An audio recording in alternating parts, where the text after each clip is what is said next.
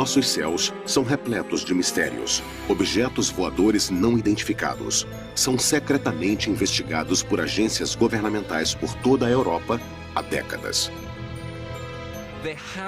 Houve e ainda continua havendo, eu acho, muito segredo sobre os OVNIs e também uma relutância para falar sobre esse assunto. Pela primeira vez, reunimos avistamentos e relatórios de todo um continente.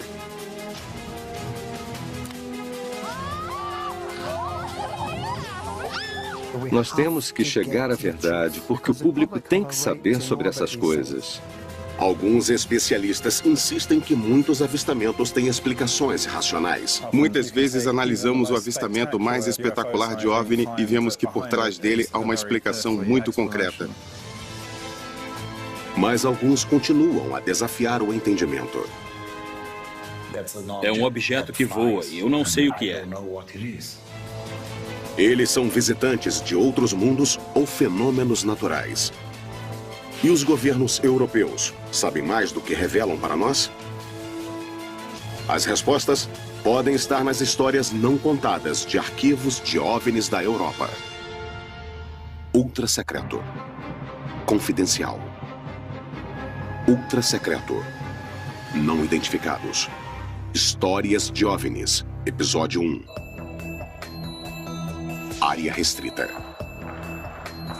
Por décadas, os governos de toda a Europa guardam arquivos sobre avistamentos de OVNIs.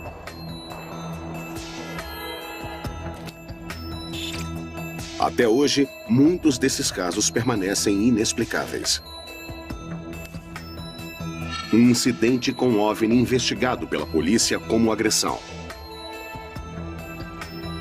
O contato imediato de um piloto a 600 metros. E um vale norueguês onde fenômenos aéreos misteriosos aparecem há quase um século. –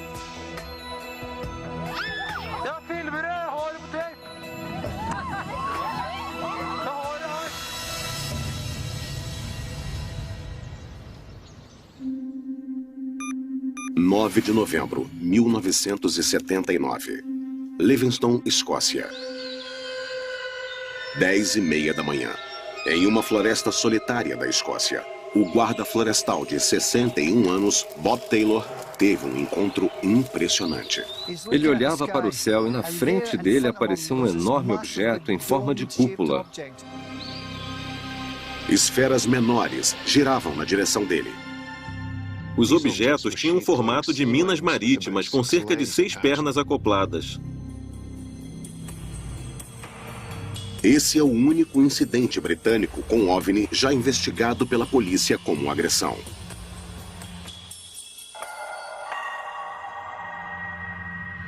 Eu acho que esse caso, mesmo tendo apenas uma testemunha, é um daqueles incidentes inexplicáveis. Meu pai não era de falar sobre espaçonaves e coisas do tipo. Ele foi totalmente honesto e não tinha motivo para inventar essa história. Malcolm Robinson é um investigador de OVNI que há muito tempo é intrigado pelo caso Livingston. Como pesquisador, eu tenho que chegar à verdade, porque o público tem o direito de saber sobre essas coisas. O encontro aconteceu a apenas 1,5 km da casa de Bob Taylor. Ele morreu. Mas o investigador de OVNI, Robinson, trabalha com a família dele para reconstituir o que aconteceu naquele dia. Ele está retomando os passos que Taylor deu na floresta local. Essa é a área onde Robert Taylor estava andando naquela manhã. Só depois que chegou a essa clareira, que ele ficou perplexo ao ver algo que o confundiu totalmente. Ele olhava para o céu e na frente dele apareceu um enorme objeto em forma de cúpula. Ele ficou lá, fascinado pelo que estava vendo.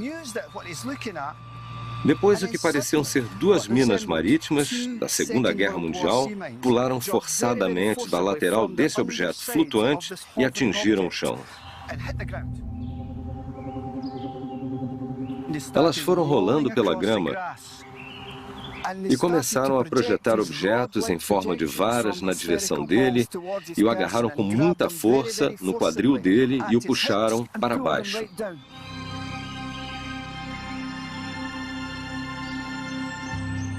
Foi nesse momento que ele sentiu um cheiro horrível invadir toda a área. Um cheiro de queimado por todo esse local aqui. E então ele perdeu a consciência. Ao recobrar a consciência cerca de 20 minutos depois, Taylor viu que o objeto havia desaparecido. Ele cambaleou de volta para casa. A esposa dele viu imediatamente que algo havia acontecido com ele. Ela conseguiu arrancar dele que ele havia sido agredido por alienígenas. Ela decidiu que ele deveria ir ao hospital.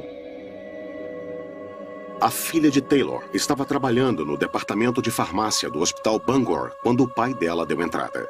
Eu recebi uma ligação da emergência dizendo que meu pai havia dado entrada. A primeira pessoa que vi foi minha mãe dizendo: "Eu acho que seu pai levou outra pancada na cabeça, porque ele está falando de espaçonaves." Taylor tinha cortes nas pernas e parecia confuso. Parecia que alguém havia usado um disco de serra ou um esmeril para cortar a calça dele na altura do quadril. Não era uma coisa que poderia ter acontecido de maneira normal. E também uma marca sob o queixo dele, de cerca de 2 centímetros quadrados, apareceu onde ele esfolou. Devido aos ferimentos de Taylor, a polícia começou uma investigação criminal. O pesquisador de OVNIs do Arquivo Nacional Britânico, David Clarke, viu o depoimento que Bob Taylor deu à polícia na época. Eu tenho partes do relatório policial sobre o incidente de Livingston aqui. E no relatório, há o depoimento que foi tomado de Bob Taylor imediatamente após o incidente. E é sempre bom ver os depoimentos contemporâneos que as pessoas dão à polícia sobre esses incidentes. Ele disse que o objeto que viu tinha cerca de 9 metros de altura, de cor cinza, embora ele tivesse a impressão de que o topo mudava de cinza para translúcido continuamente.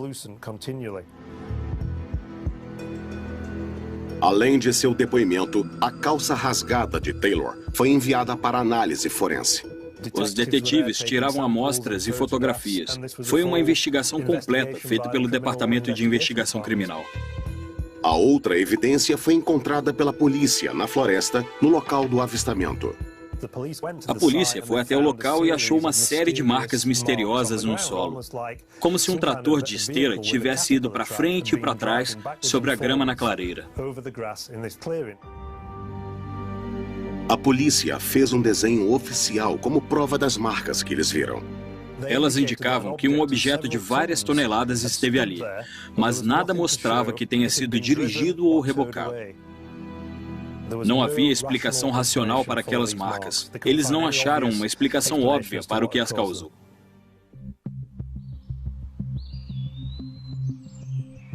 Uma parte da grama nas bordas interiores dessas marcas foi arrancada.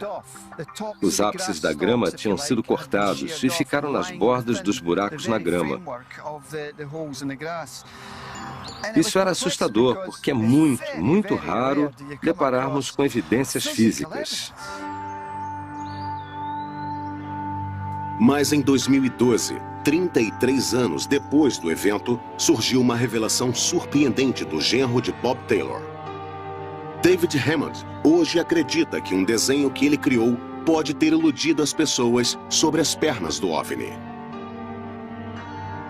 Depois do incidente, eu falei com o Bob e fiz alguns desenhos à mão do que ele havia descrito.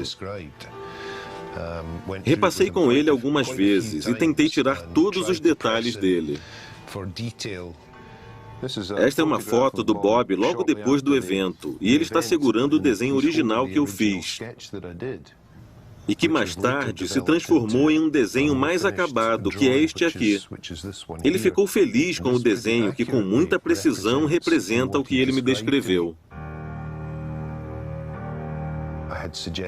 Eu sugeri ao Bob que esse objeto que ele disse estar no ar e as marcas no solo podiam estar conectadas de alguma forma. Ele concordou comigo, mas depois eu percebi que eu o havia levado a isso. Não foi algo que ele ofereceu, por isso me senti meio culpado por isso. Se as pernas no desenho do OVNI foram frutos da imaginação do artista, haveria uma explicação mais racional para as marcas na floresta? É bem possível que aquelas marcas estivessem lá no solo antes desse incidente ter acontecido. Talvez tenha passado um veículo de 4 rodas de algum tipo e deixado aquelas marcas. Qualquer que tenha sido a fonte delas, não há uma ligação óbvia entre as duas coisas. Elas não provam que havia uma nave alienígena ou algo extraordinário. Isso só aumenta o mistério da história. Então, será que Bob Taylor realmente viu alguma coisa? Ou teria tido um surto ou uma alucinação? Um ano antes desse encontro, Bob Taylor sofreu uma série de dores de cabeça inexplicáveis e, por causa delas, ele procurou um médico e recebeu tratamento. Eles nunca descobriram o que as causava. Agora é impossível estabelecer a causa das dores de cabeça de Taylor, mas a polícia, na época, considerou uma teoria possível. Há a teoria sugerida de que Robert Taylor tenha ingerido algumas frutas silvestres na floresta. Essas frutas são da espécie Atropa belladonna. Elas são altamente perigosas, porque se alguém as ingerir, pode morrer.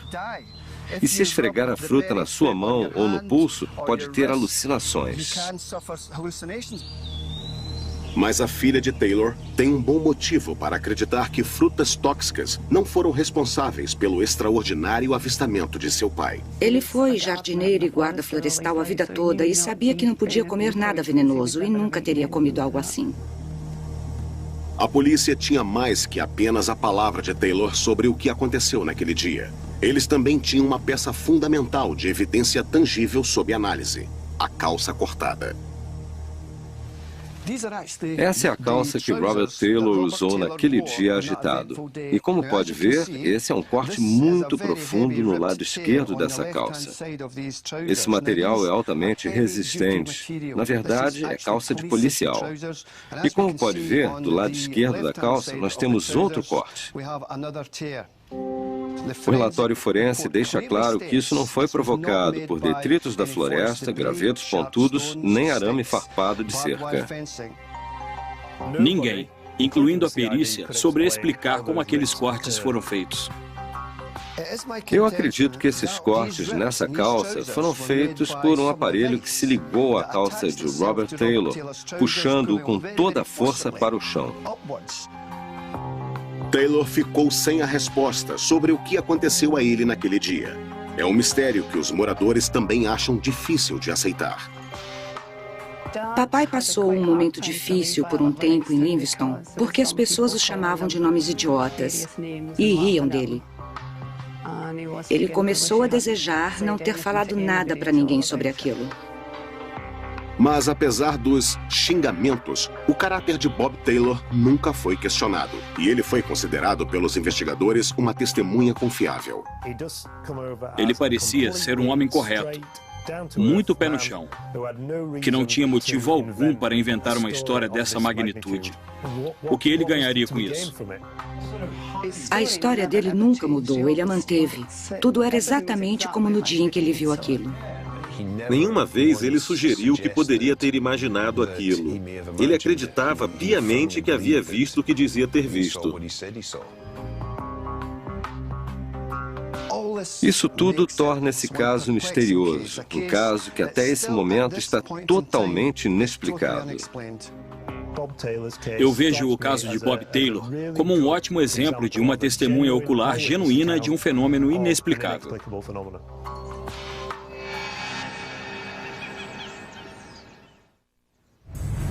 Ultra secreto confidencial. Entre os arquivos de OVNI da Europa, há casos que desafiam a explicação. Alguns fenômenos são vistos com tanta frequência que provocam debate entre a comunidade científica e levam a décadas de pesquisa de campo.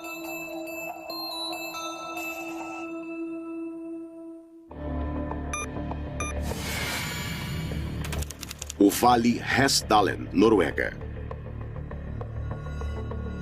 No início da década de 1980, centenas de OVNIs foram vistos voando sobre a paisagem.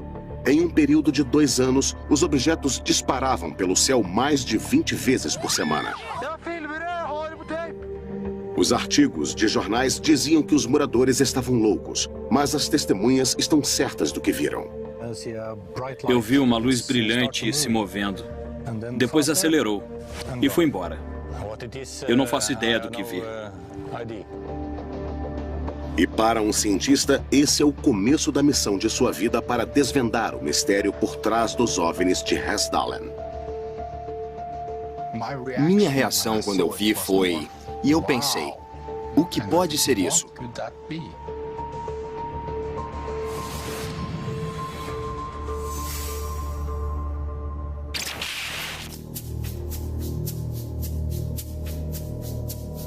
Arlen Strand é um especialista em tecnologia norueguês. Em 1982, ele soube de relatos de eventos estranhos em Hessdalen, um vale afastado de 12 quilômetros com apenas 200 moradores. Eu li sobre isso nos jornais. E alguns amigos meus também acharam que deveríamos ir até lá para vermos com nossos próprios olhos. Os moradores relatam objetos estranhos e brilhantes que voam em alta velocidade através do vale. Ion Arvdiaspas, agora com 76 anos, estava na cama quando viu pela primeira vez um OVNI em 1982. Eu fui até a janela para dar uma olhada e havia um objeto iluminado se movendo lá fora. Ele passou por cima do vale, por cima das casas, lentamente em direção ao norte, brilhando com uma força colossal. OVNIs são vistos no vale desde 1900, mas no início de 1980, eles apareciam com uma regularidade alarmante. O que é interessante e importante sobre esses fatos é que esses avistamentos de OVNIs pareciam acontecer de maneira regular. Houve muitos deles por um longo período de tempo. Houve dezenas, se não centenas de avistamentos. Apesar do frenesi da atividade, a imprensa norueguesa se recusava a acreditar nas histórias locais. Os moradores de lá tinham reações diferentes. Alguns ficavam com medo. A coisa mais frustrante para os moradores do local eram os comentários maldosos. Jornalistas escrevendo piadas sobre as pessoas de lá.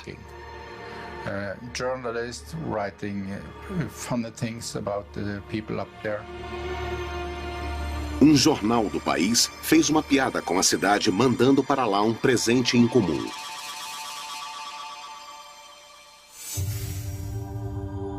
Mas o professor Strand estava determinado a investigar. Em setembro de 1982, ele reuniu um grupo de cientistas e foram acampar no Vale Frio. 25 de setembro de 1982. Na primeira vez, eu lembro muito bem, não esperávamos ver nada. É claro que havíamos lido nos jornais. De repente, o grupo foi surpreendido por um avistamento espetacular. Lá, ele apareceu. Uma luz enorme, brilhante na paisagem. 10 a 15 metros acima do solo. Nós estimamos o tamanho em 3 metros. Um colega de Strand fotografou o OVNI para garantir a evidência do avistamento. Ele se moveu um pouco, não muito longe. Parou de novo e ficou fazendo isso por quase 2 horas. Minha reação quando eu vi foi... E eu pensei, o que pode ser isso? O grupo assistiu ao objeto pairando sobre o vale, até que finalmente desapareceu. Essa foi a primeira foto tirada dessa luz, pairando sobre a encosta. O avistamento registrado nessa fotografia incitou uma vida inteira de dedicação a esses fenômenos aéreos misteriosos. O começo do projeto Hessdalen foi no verão de 1983. Nós preparamos uma investigação de campo. Nós coletamos instrumentos. Tivemos a ajuda de universidades e militares que nos deram instrumentos. Nós levamos muitos instrumentos para lá. Para que sua investigação fosse levada a sério pelos colegas cientistas, o professor Strand decidiu não usar a palavra OVNI. Sempre que você usa a palavra OVNI, todos ficam céticos, especialmente os cientistas. Por isso, resolvemos mudar a palavra, usar outra. Por isso, criamos fenômenos de Hessdalen, e isso ajudou muito com a comunidade científica.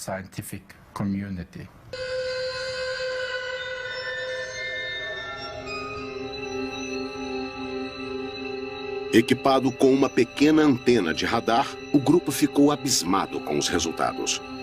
Havia uma enorme quantidade de avistamentos em Hessdalen. Podia chegar a 20 observações por semana. O radar mediu a luz viajando a 30.000 quilômetros por hora. Podíamos seguir algo que não era visto como luz. Simplesmente não era visto. Então, tem algo lá em cima, presente no vale, mesmo quando nós não vemos nada. Mesmo quando os fenômenos são invisíveis aos olhos humanos, são detectados por radar, movendo-se a velocidades incríveis. Mas o que eles são? Uma das muitas teorias apresentadas é a do relâmpago globular. O relâmpago globular é algo que não é totalmente entendido na ciência. É algo que foi observado por um grande número de testemunhas confiáveis e que se move rapidamente, podendo atingir desde alguns metros por segundo até algumas centenas de metros por segundo. O físico de atmosfera, Grant Allen, estudou as fotografias de Hessdalen. Nas fotografias que vi de Hessdalen, o céu está muito limpo ao fundo e não parece que seja um relâmpago globular. O relâmpago globular, na visão de testemunhas, tende a durar de alguns segundos a dezenas de segundos. É um fenômeno de duração curta que tende a se dissipar rapidamente. O que confundiu o grupo de Strand foi o fato de que as luzes que se moviam pareciam tomar muitas formas diferentes. O que nós descobrimos é que existem diferentes tipos de fenômenos. Ultra secreto. O projeto identificou 3 tipos de avistamentos diferentes: flashes brancos ou azuis, luzes amarelas sem forma, e uma série de aparições menores que parecem voar a informação. Quanto mais estudávamos, mais misterioso ficava. Mas quando o projeto ganhava força, um desastre aconteceu. Em 1985, tínhamos apenas uma observação. E é claro, ficamos muito desapontados. E também os moradores locais não relatavam mais nada. Por isso, achamos que aquele período de alta atividade havia acabado. Após um ano de investigação, as luzes sumiram misteriosamente. A chance de desvendar o fenômeno desapareceu quando o projeto foi arquivado. Até estranhos eventos no Vale, 8 anos depois, trazerem os OVNIs de Hessdalen de volta para a vida de Allen.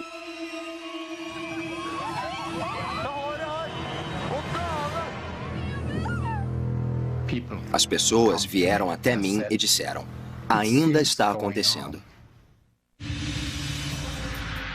1993, Noruega. O projeto para desvendar o mistério por trás de centenas de avistamentos de OVNIs na remota comunidade de Hessdalen permanece latente por 8 anos. Cansados da ridicularização pelos jornalistas, os moradores não mais relataram os objetos voadores, mas tudo isso estava prestes a mudar. As pessoas vieram até mim e disseram: ainda está acontecendo. Mas nós não falamos mais sobre isso, por causa da má repercussão nos jornais. Então, eu pensei que talvez devesse começar o projeto Hessdalen de novo. Ian Moen mora no Vale há 56 anos. Como morador, ele é familiarizado com os fenômenos misteriosos. Alguém havia visto a luz no solo.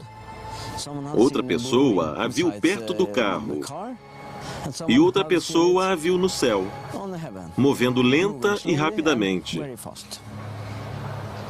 As pessoas não sabem o que era.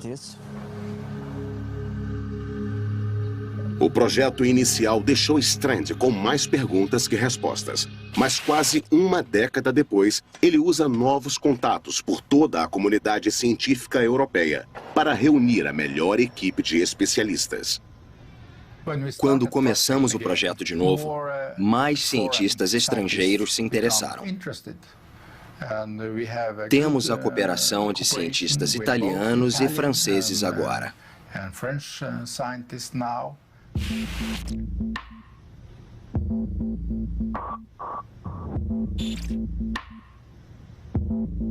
Um membro essencial da nova equipe é o engenheiro elétrico Bjorn Gittler-Haug.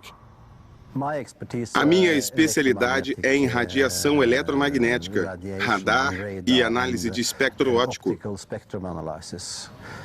Eles realmente não tinham muitos dados naquela época. Com um fundo garantido, a equipe estabeleceu uma base permanente no vale. Um container de aço de 9 metros quadrados foi erguido para monitorar as luzes no vale 24 horas por dia. A base ficaria conhecida como a Caixa Azul, Observatório Interativo de Hessdalen. A Caixa Azul era equipada com um sistema de câmeras. Era especialmente programado para reagir ao fenômeno da luz.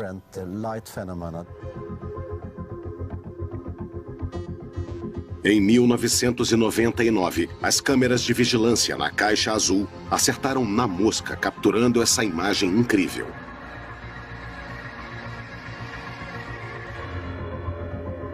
Mas a equipe queria mais do que capturar um OVNI com uma câmera. Eles queriam descobrir o que era.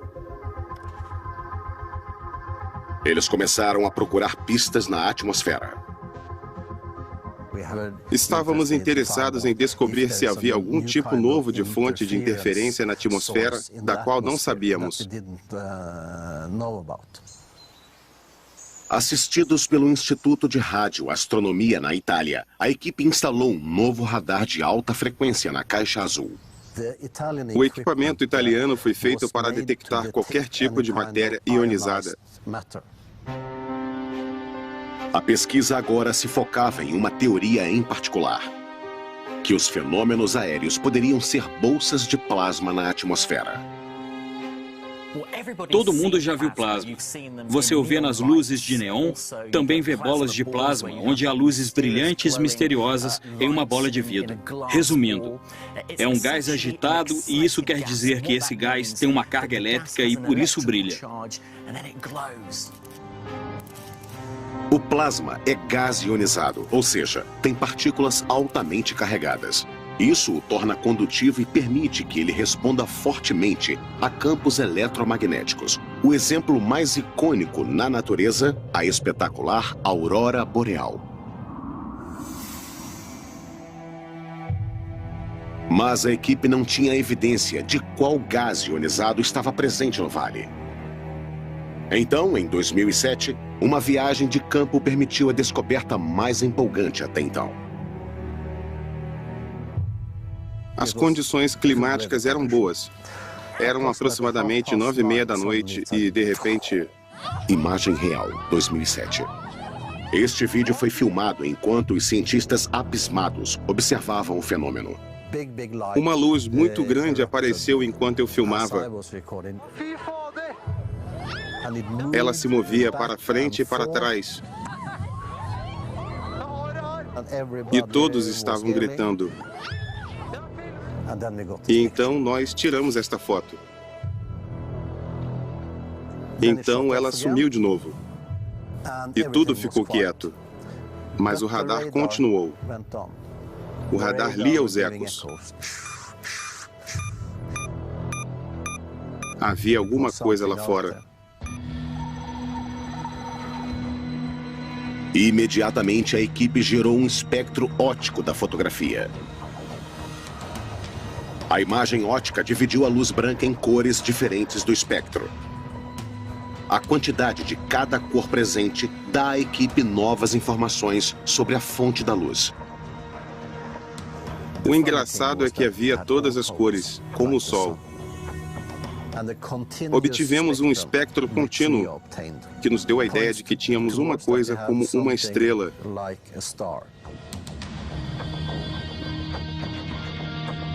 Os dados sugeriam que o fenômeno podia não ter massa alguma, mas que eram apenas luzes parecidas com estrelas que voavam através do vale. Essa é a foto que mostra o ângulo agudo durante o movimento. Se isso tivesse alguma massa, você não esperaria essa possibilidade de fazer um ângulo agudo nessa alta velocidade.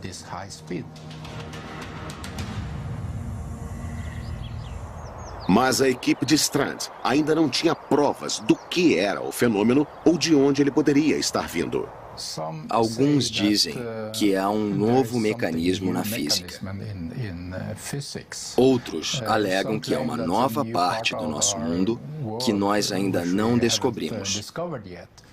Se me perguntar se há uma explicação razoável para os avistamentos relatados em Resdalen, eu diria que não há nada que eu saiba que possa gerar luzes no céu, ao menos pelo que vemos nas fotografias.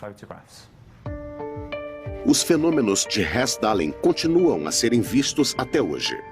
Desde que continuem aparecendo no vale, Alan Strand está determinado a desvendar o mistério de uma vez por todas. Eu espero que nós possamos descobrir o que é, porque ninguém conseguiu achar a resposta para o que é. Se é algo da nossa natureza, se é algo do nosso universo, se é algo novo que descobriremos. Mas a investigação alcançou um objetivo importante. No começo dos anos 80, as pessoas diziam que éramos loucos. Na mídia, nos jornais. Mas os cientistas trouxeram instrumentos para cá, para Resdalen, e disseram que havia algo. Eles convivem com isso há muitos anos. Não há mais razão para ter medo disso. –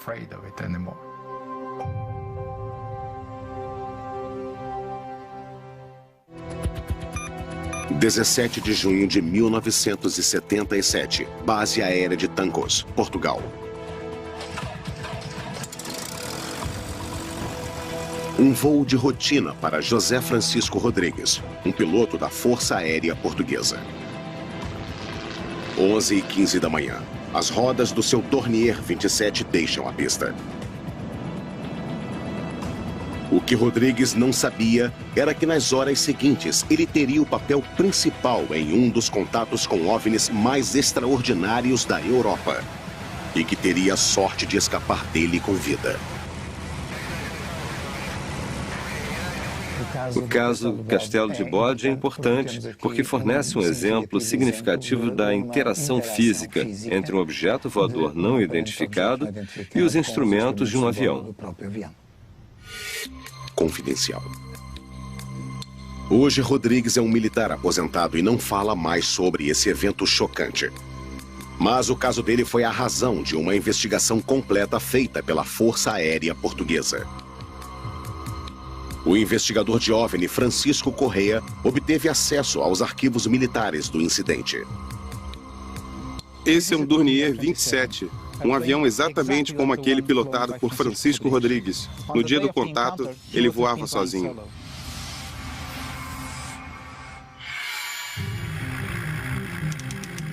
O Dornier 27 é um monomotor alemão multiuso, popular entre os pilotos por sua capacidade de manobra aérea.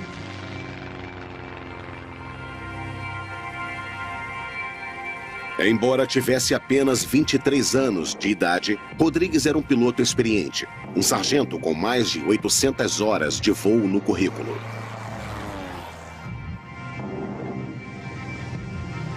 Rodrigues voava sobre o Castelo de Bode, uma barragem hidroelétrica a 136 quilômetros de Lisboa. Menos de uma hora depois de decolar, ele notou um objeto escuro entre as nuvens. Ele fez contato com a base pelo rádio para saber se outra aeronave estava sobrevoando a área. Base, eu vi uma aeronave escura sobrevoando a área a 600 metros do solo. Confirme, por favor.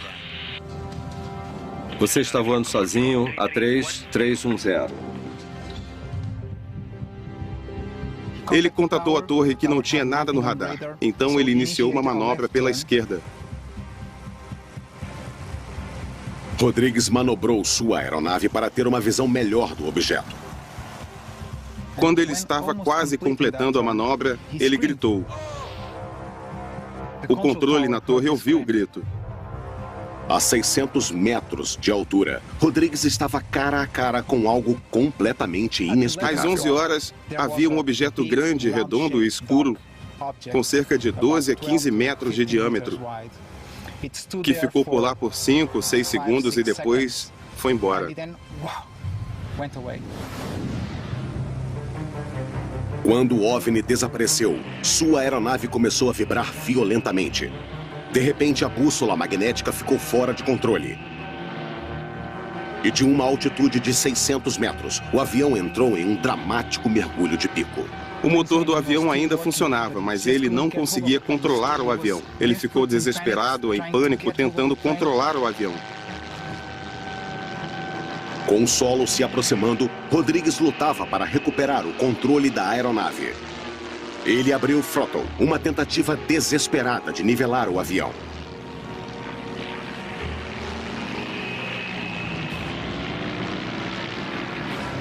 Logo acima da barragem, ele tentou estabilizar o Dornier.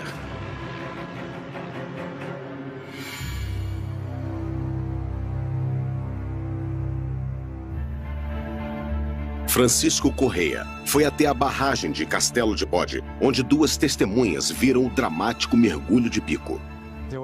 Havia 2 pastores aqui que viram um avião mergulhando de bico e voando abaixo dessa colina aqui.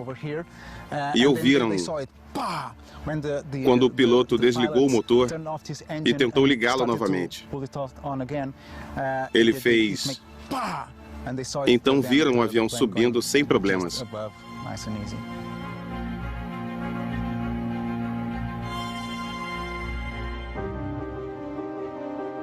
Em terra, o piloto passou por um exame médico completo.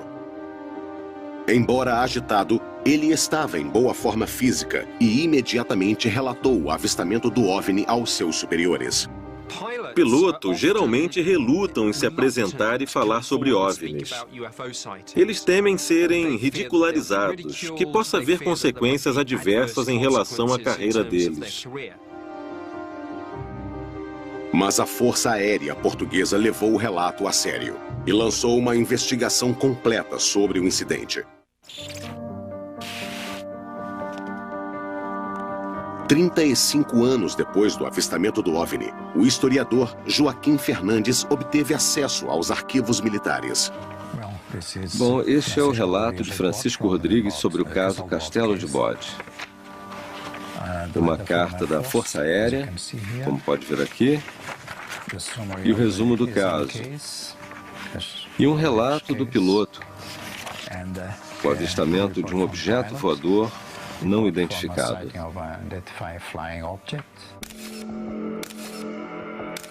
Ultra secreto. Rodrigues descreveu o objeto como tendo 15 metros de diâmetro, 3 metros mais largo que seu Dornier. E aqui tem o desenho do objeto que surgiu das nuvens e ficou bem próximo do avião, a 6 ou 7 metros de distância. Foi uma experiência assustadora.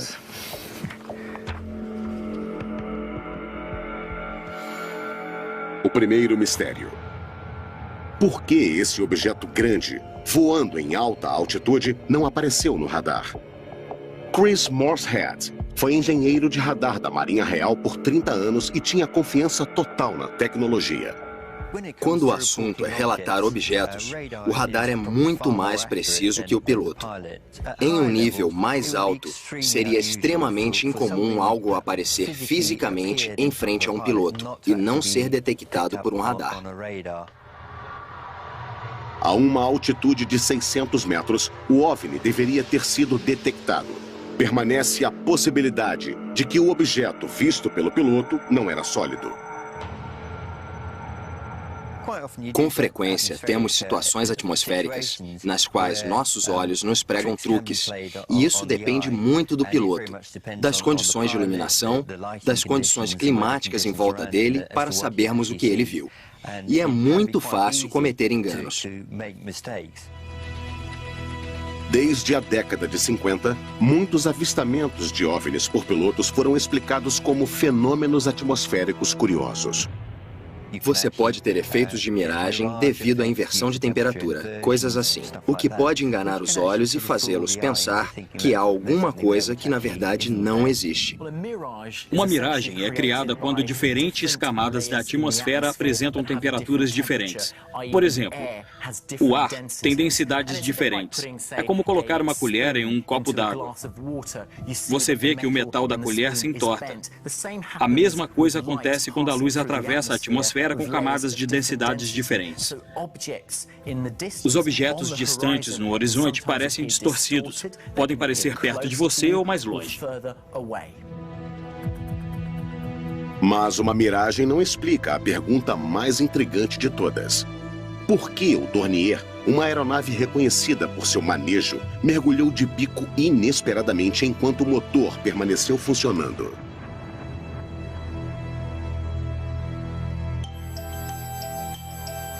O professor Raul Berengel explica as dinâmicas de voo.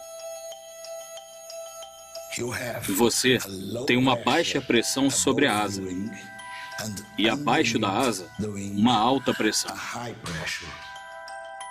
Uma asa é projetada para que o ar se mova mais rápido no topo do que embaixo dela. O ar que se move lentamente abaixo dela tem alta pressão, o que eleva a aeronave.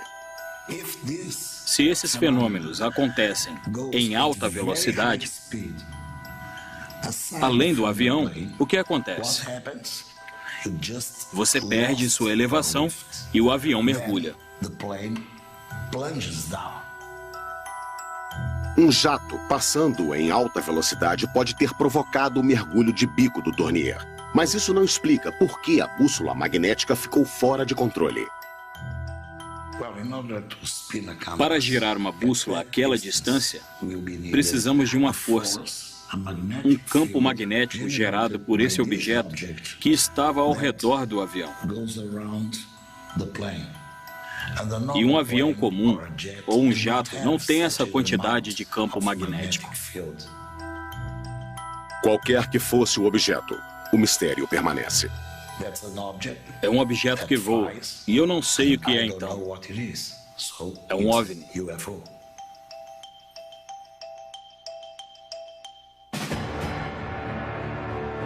Mas algo mais daquele dia traz uma reviravolta intrigante à história. 17 de junho de 1977.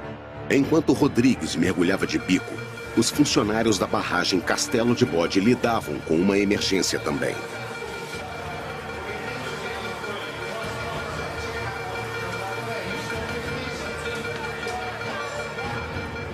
Ao mesmo tempo que o piloto Rodrigues estava mergulhando de bico com o avião, essa barragem hidroelétrica passava por uma queda de energia enorme e inexplicável. A energia na barragem foi restaurada, mas a pergunta continua. Esses dois incidentes estranhos estavam ligados?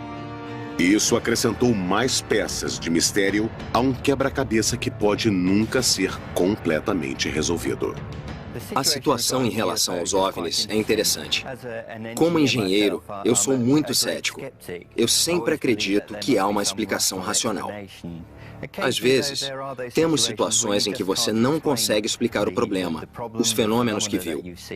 Sejam ou não espaçonaves vindas de outro mundo. Quem sabe? Pessoalmente, eu acho difícil acreditar que sejam. Provavelmente são apenas fenômenos naturais que ainda não identificamos.